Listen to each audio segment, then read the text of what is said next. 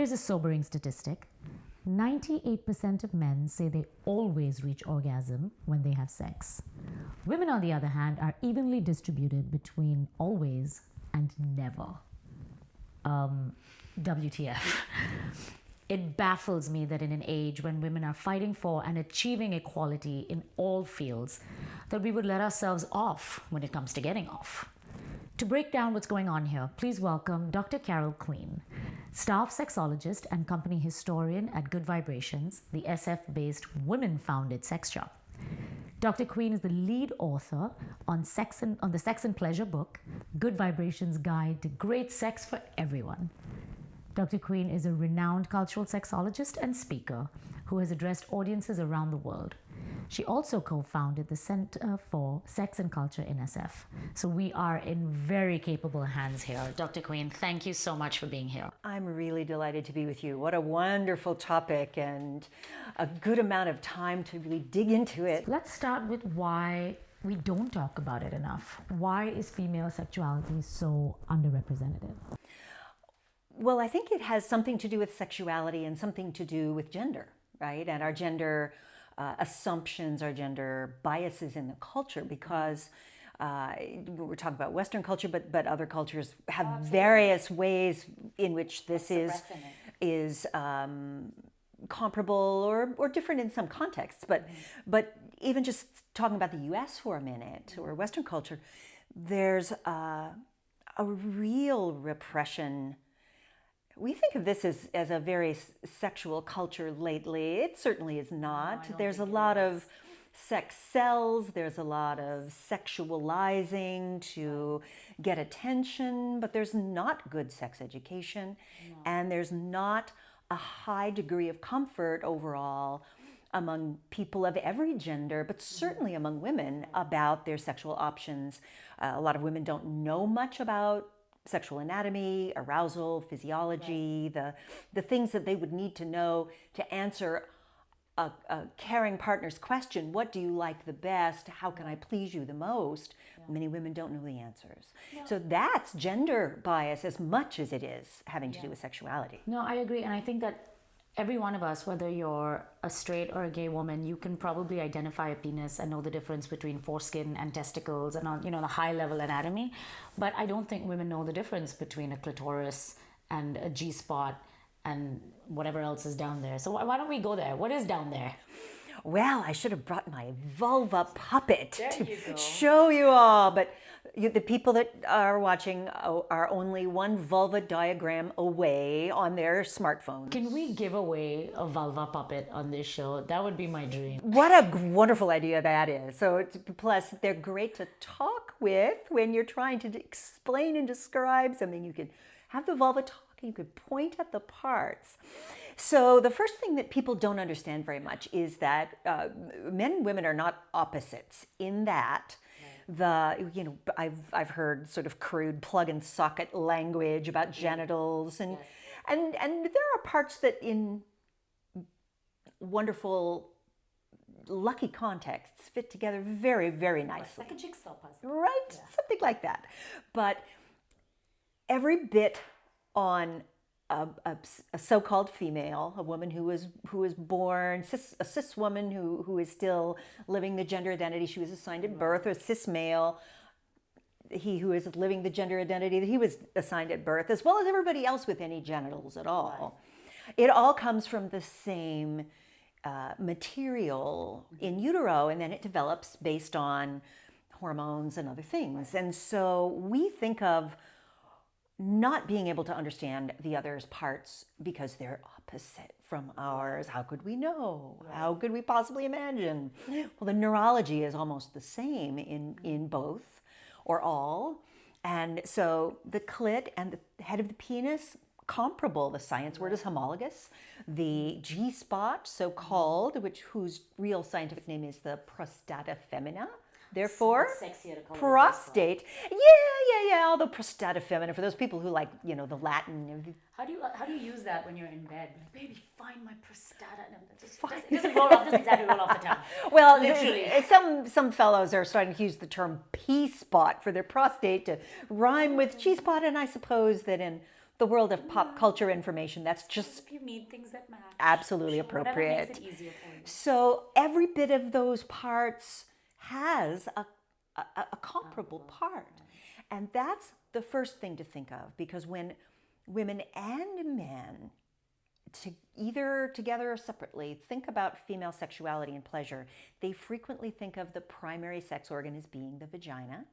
We often call the whole thing there a vagina. The outer part should be called the vulva. The inner part is the vagina, but whatever you call it, as long as you can describe what you like, I suppose that's good.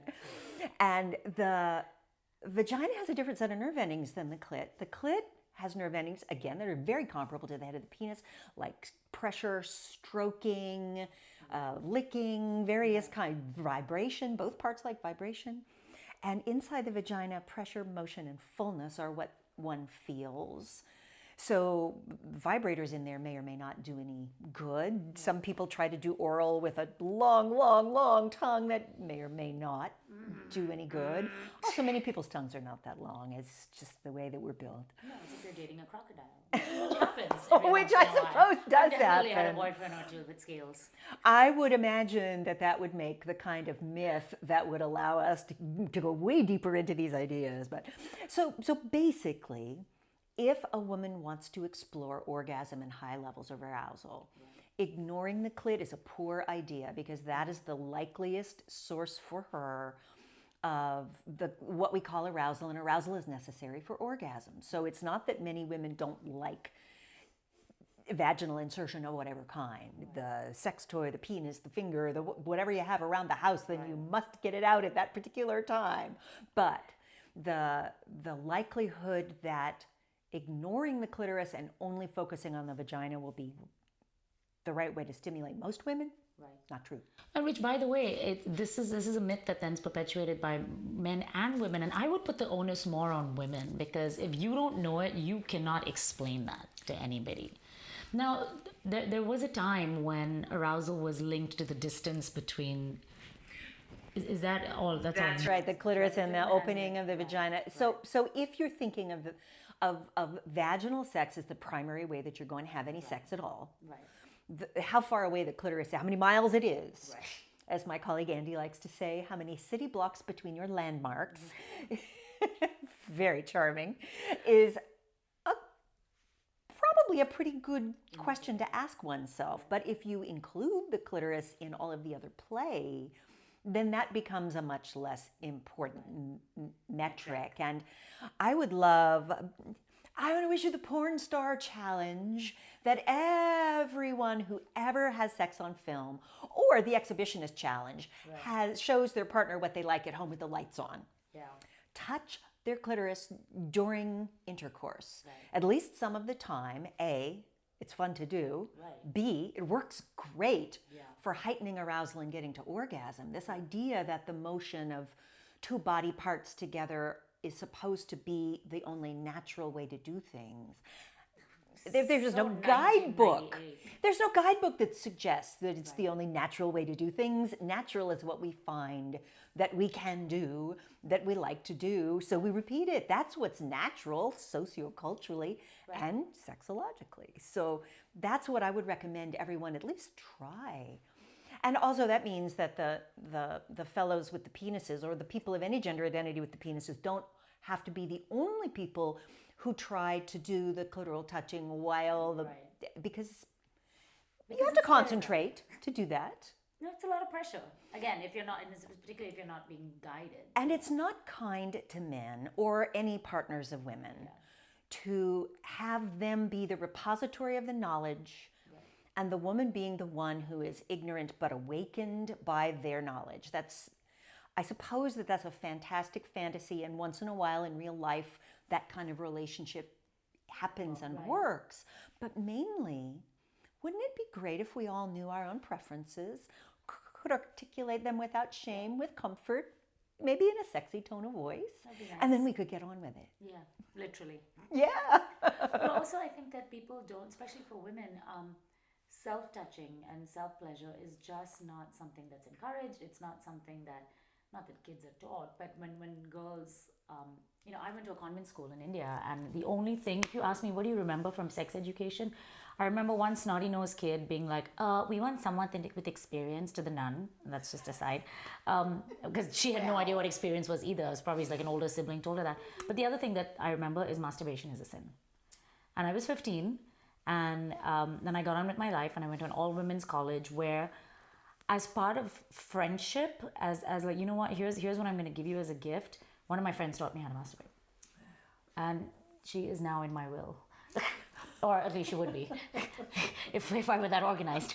But truly, we don't encourage it in women. We talk about men all the time. It's a given.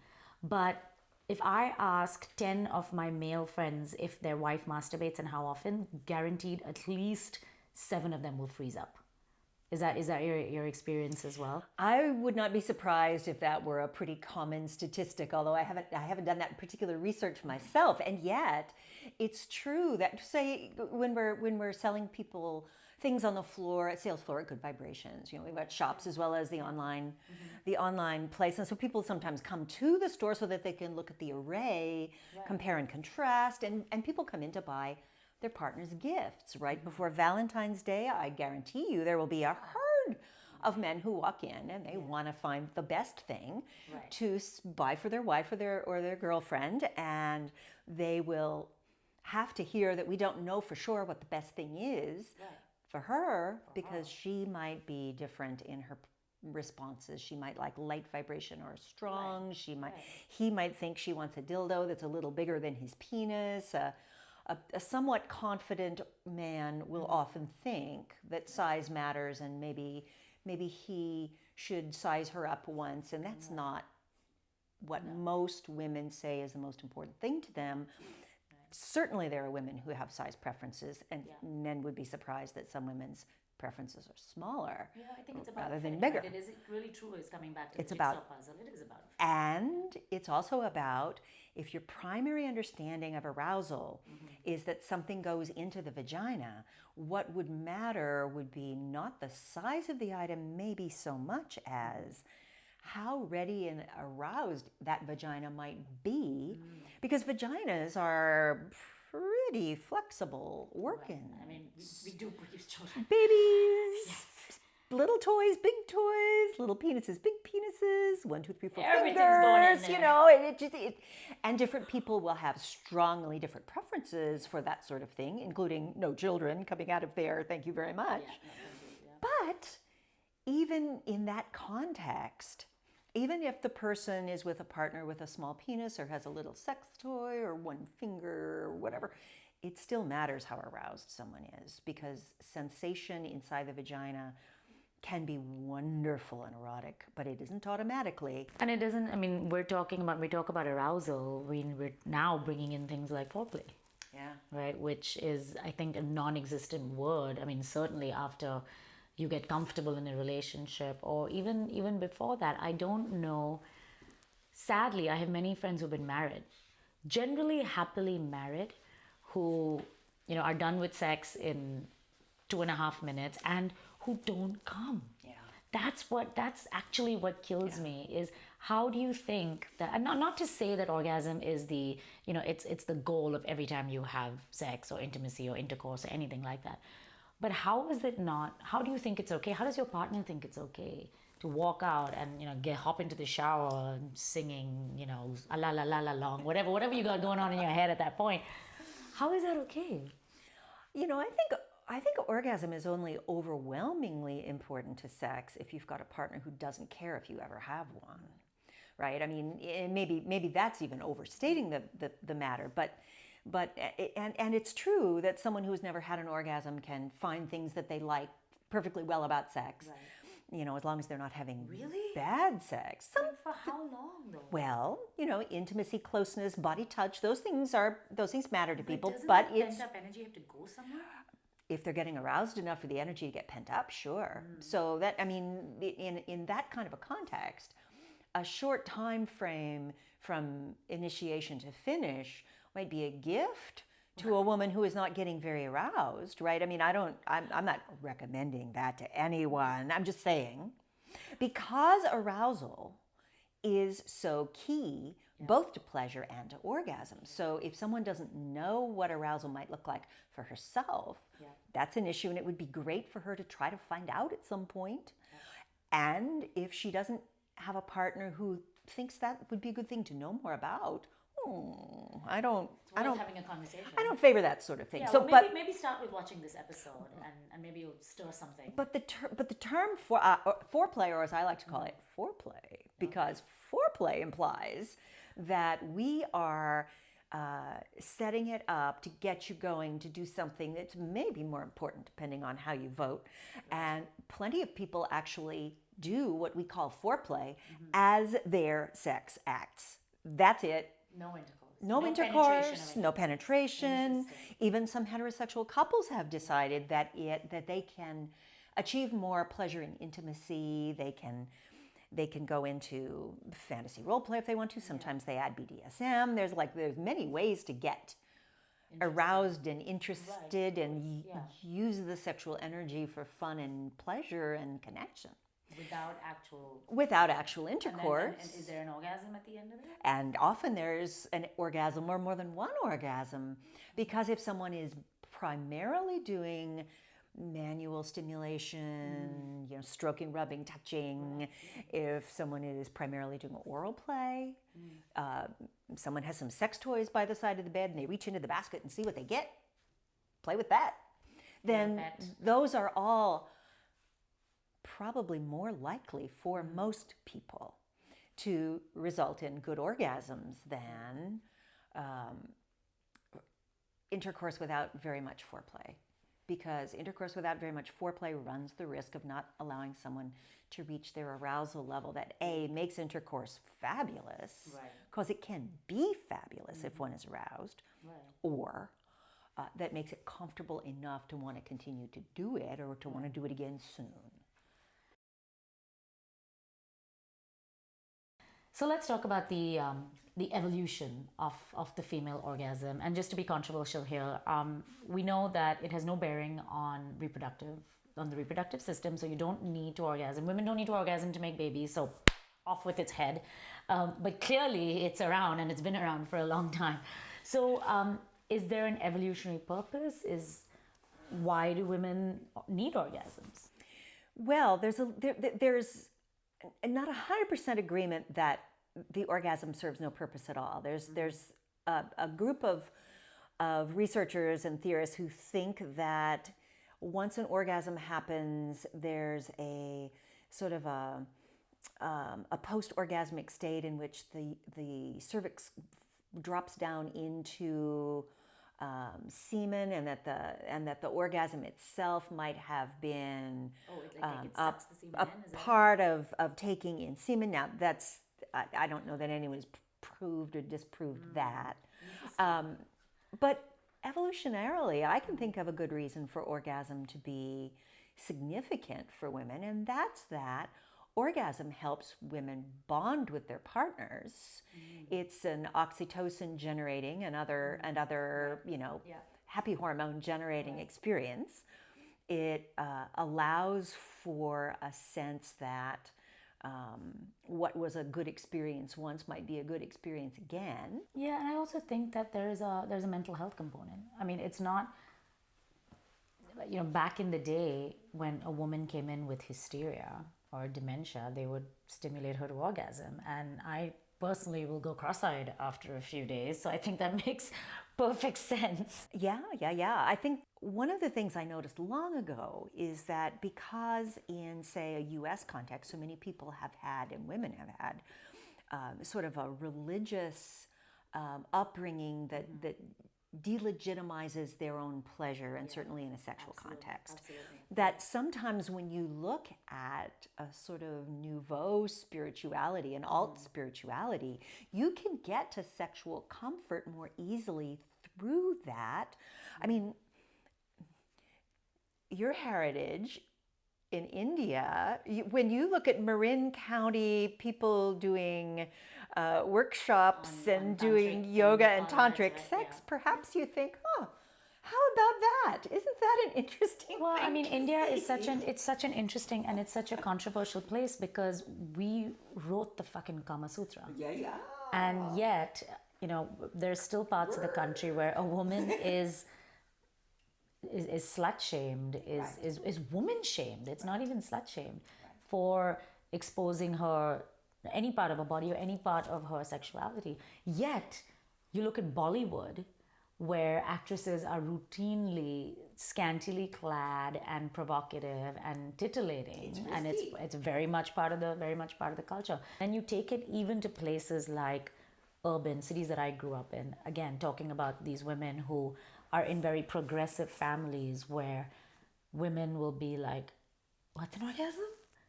And that's when you want to just kill yourself, or you want to bring them to people like you who are a little bit evolved and can help us on our way.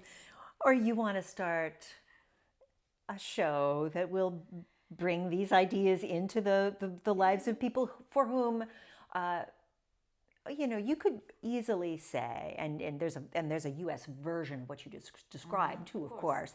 You can easily say that we as a people are being shortchanged. Any person, any couple of any degree of conservatism or progressivism could find that their lives are improved. And in the United States, there's a whole conservative religious community that preaches sexual satisfaction for both partners in marriage, because the hugest problem with the conservative progressive fight club that the United States has become is that we are literally teaching kids to fear and be ashamed of sexual feelings and to know very little. And so what do kids do when you set that sort of thing up? They pick up their smartphones, they go on the internet, they figure that if they see some people having sex on the internet that they must be getting sex ed because they didn't get even that much anywhere else. And if there is no adult there to talk them through media literacy and porn knowledge and all of that, then I got a question in one of my advice columns from a young woman who was having a wonderful relationship with her boyfriend, except when he ejaculated in her eye. Right. I mean, this whole coming on your face thing, women don't like it. They don't like it. I know you watch it in your porn all the time. Also in the eye. Really, if you're going to do that, aim over here somewhere. It's only kind. Yes. If you think that you don't need to do that, put some of your own ejaculate in your eye. See how you feel. Learn the information that you need to learn from that experience, and then proceed with a nice sex life. That's what I'm not saying that in a way that is supposed to be, punitive at all. I just think we need to have manners. Some willingness to explore our knowledge, and some manners. Some manners and some common sense would also be great. And diverse ways of experiencing sexuality. I mean, there's been some research recently that is so fascinating about what arouses women, and it turns out virtually anything can. If a woman is comfortable with herself and she's watching some heterosexual erotica or some lesbian or some gay male, or she's watching some cute animals mating, she's just open to the wonderful universe of erotic feeling and possibility, and that's a good sign. It means that if we gave women some comfort level and some information, chances are most women would move in that direction and have more fun. Are men like that? Because I feel like most of the men I know are turned on all the time. Men are more likely to be turned on according to their own sexual orientation and or fetishes of interest, if any. And what they've been conditioned to. What they've been conditioned to, or just what their internal desire points to, because we don't know 100% whether it's conditioning or whether it's built in. We just don't know for sure. Plenty of guys really don't want a challenge. They would just like to know. Which is fair enough, right? Nobody wants to play that guessing game. When the stakes are high, Because then women will talk and we'll be like, oh, he was shit in bed. Yeah, he was shit in bed because you didn't tell him. And well, and so that really opens up the discussion that there are two responsibilities if people of different genders get in, or just really any two people get into a bed. The responsibilities are in both courts to say, so hey, there's something about me you might want to know. Hey, what do you like? What don't you like? Is there anything that if I do, you'll tell your friends I'm a bad lover? Yeah, exactly. Wouldn't it be great if we were always comfortable asking stuff like that? Or, I mean, you could say it in a sexy way. You don't have to say, what are you going to report me to your circle of girlfriends? I've been asked that in that tone, in probably those words. And fair enough, I probably would have reported. I think many men don't actually know that might be a possibility. And maybe I should just warn you guys that sometimes that does happen. I was once answering phones at San Francisco Sex Information long ago. I got a call from a guy who was convinced that girls at his college were telling each other not to have sex with him. Oh, puppy. But he started out by, what's a normal penis size? And every other man with the question, what's a normal penis size, was worried that he was small. Right. Because this is even before spam emails where they're telling you you're too small. Don't believe those emails. They do not have your best interest at heart, gentlemen. They really don't. They want you to buy something. It's always that way. So, well, between about 4.5 and 6.5 inches is the most normal. Easy. Mm-hmm. You got this. Yeah, most men got this, and there are some women who would prefer even smaller, as I said. And I mean, there is someone for everyone, I hope and believe. But this guy, turns out, it wasn't because his penis was too small. It was because it was too big. And putting the lie to this notion that you just have to get your wife a bigger dildo and everything will be great. That's not the answer to the puzzle. Does not matter. There you go. So I said, just tell me, when you go out with a woman and you know that she's willing to have sex with you, do you just go for it? Right. And he said, yes. Yeah. Like there was no other answer to the question. Right. I said, you maybe can never do that again. You need to start with your hands, start with your mouth, you need to learn more about arousal. Because if you learn enough about arousal, your women friends will be happy to see you. And they will be talking about you. And yes, it'll be a different message altogether.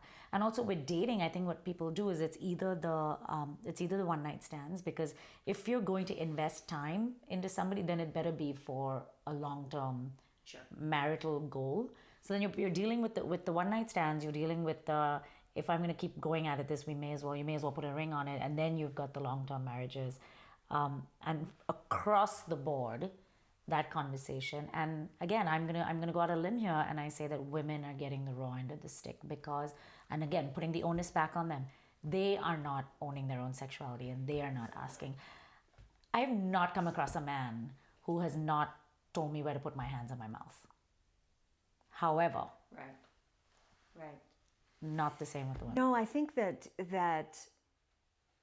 we have to look at how comfortable a woman might be to really give her information to a person, whether it's their long-term person or a brand new person. Yeah. Then underneath that is the question of how much does she know?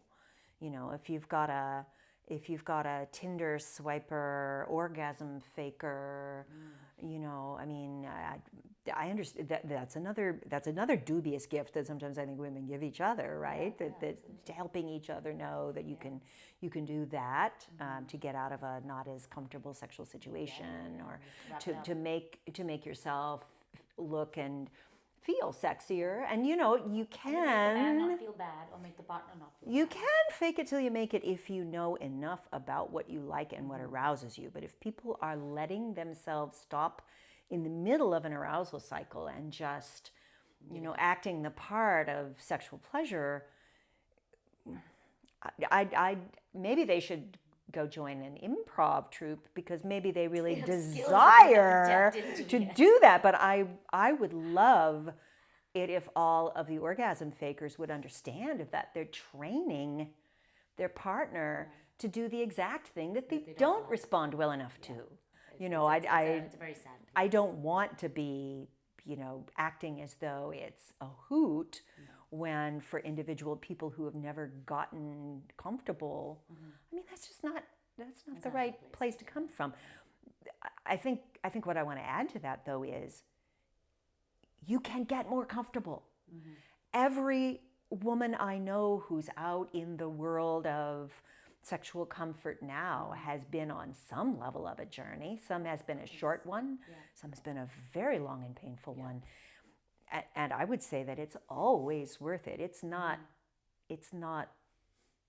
enough to think that it's important to be in a relationship and to be sexual and be a sexy person and not have good experiences. All right, I have a game for you. Yes. And it's one we do on the show. So I'm going to pull out some celebrity names, and you have to tell me whether, when it comes to masturbation, they are never, as in they never masturbate, frequently, never, sometimes, or often. All right. Ready? I'm ready. Hillary Clinton. Oh. I think Hillary Clinton is sometimes, and if I had to suggest a way to get over the profound disappointment that she underwent just a couple of years ago, cat videos and more masturbation would be one of the things that I would recommend. Well, if Hillary Clinton is watching this, there you go. Cat videos and more masturbation. Yeah, I mean, she seems like she's settled a little now, but maybe just got the cat videos down. What about Michelle Obama? I'm going to say often, and I'm going to tell you why. Because she told you. It's not just that she's a hot and vital woman, although she is, but there is some fantastic research from a while ago. I hope somebody redoes this because this is maybe 30 years old now, but it suggests that the more happy a woman is in her sexual relationship, the more likely she is to masturbate. And that's a little counterintuitive to many people, right? Many people are like, oh, I better do it myself, right? If you want something done right, do it yourself, as we say at Good Vibrations. But it's the other way is also in many cases true, that if you're feeling worked up, then the sexual energy is there all the time and you may masturbate more. Lady Gaga. Oh, Lady Gaga. Get it with all the gear. Oh, yeah. It depends on what she's wearing, right? I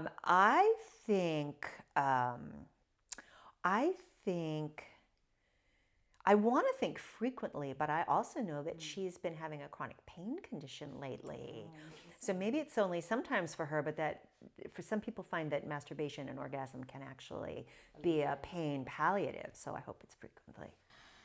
Let's hope she feels better, Lady Gaga. I know. Oprah. I want Oprah to be sometimes because she's got so many things going on. Yeah. She can't spend all her time masturbating. She's got all the thing. She's running the culture right now. So she's got a lot on her plate. But I want to make sure. So she shouldn't be distracted by her own sexuality. But make time for pleasure, though, Oprah. 5 times a week. 5 times a week? Is that what we're calling it? I think 5 times a week sounds delightful. Not everyone is on that schedule, of course. No. And stay hydrated. All right. Let's talk a little bit, Dr. Queen, about resources. There are 2 entities that certify or help train sex therapists that I want people to know about because most people don't know about them. One of them is called the Society for Scientific Study of Sexuality. They're a continuing education organization for therapists and educators. And the other one is called ASECT, American Association of Sex Educators, Counselors, and Therapists. It is ASECT. They will, why didn't they have it spell sex? I don't know. But ASECT will certify therapists, and if you go to either of those websites and look for a therapist in your area, it's more likely you'll get someone who knows a good amount about sex, because an ordinary therapist may or may not know a ton. They may know a lot, they may know not so much. It didn't necessarily get woven into their training. Medical doctors, same way. You can find specialists who know a ton. You can find MDs who know almost nothing about sexuality. So that's one resource that I would want to cite. I would, of course, want to cite Good Vibrations. It's websites, it's stores. Even if you're not in the Bay Area, Our the Sex website and is Pleasure book, and because the Good Vibrations was started by a woman who was a feminist, a sex therapist, a sex educator, had a master's in public health, and she knew that if you mated good quality stuff to play with and use with information that helped you do it optimally, that people could at that point probably take care of it themselves and have a nice time. There is a fantastic website, full disclosure, my nonprofit, the Center for Sex and Culture, is a fiscal sponsor of this organization. For anyone who heard our Talk to Your Kids discussion, we're freaking out about it, or any younger people who were like, I would like to know a little more, and my parents haven't been a very good resource, and I don't think porn is real sex ed. Scarletine is the resource. On a similar but different time frame, do women peak sexually in their 40s? Or are my friends just really horny? Women are often said to peak in their 30s. I personally think that the 30s and 40s tend to be the most vital time for many women, partly because it takes all this time to unravel the shame and the gendered ideas about what a woman is and should be and has to be. And by the time a woman is in her 40s, chances are pretty fair she's starting to look perimenopause in the eye. She knows whether she's happy and content in her relationship for the experiences she's had, or knows that she really feels like she wishes that there were more. And that's a period of time that can be really rich for women and for couples. When their partner comes along, for the journey, it can be an awesome time of revival and reconnection. And another resource, since we're talking about this, a book that I like a lot, and a person who I think is a wonderful voice in all of these discussions, is Esther Perel. I just want people of any background to remember that humans are diverse. But we all share a lot of things that matter to us, and trying to figure out who we are and how to get the intimacy that we want and need, except for those people who just don't want that. But most people want that. We've got a lot in common, and when we don't appear to be diverse, oh, women are all alike. Oh, men are all alike. Oh, no, that's not true. No. There are as many ways to experience arousal and sexuality and pleasure and delight and connection and attraction. There are more ways than any of us can list. Right. The important thing is that we try to figure out what really works for us, because that's the ground from which we can get off, find pleasure, get better, and find a way to answer the questions that our less comfortable friends and our kids need to have answered, because we all are doing this together. We're trying to make a more comfortable world for us to live in. That's what we're doing. There you have it. Dr. Queen, thank you so much for being with us. What a wonderful talk. Thank you. I believe that we're talking about the female orgasm, but it is something that everybody really should care about. For the woman in your life, for everyone to achieve the kind of fulfillment and intimacy and connectivity that we're talking about. So thank you so much for sharing your wisdom, your knowledge, your resources. You can find Dr. Carol Queen's site in our resources section below. Of course, everything is on KaamnaLive.com, and we will see you next week.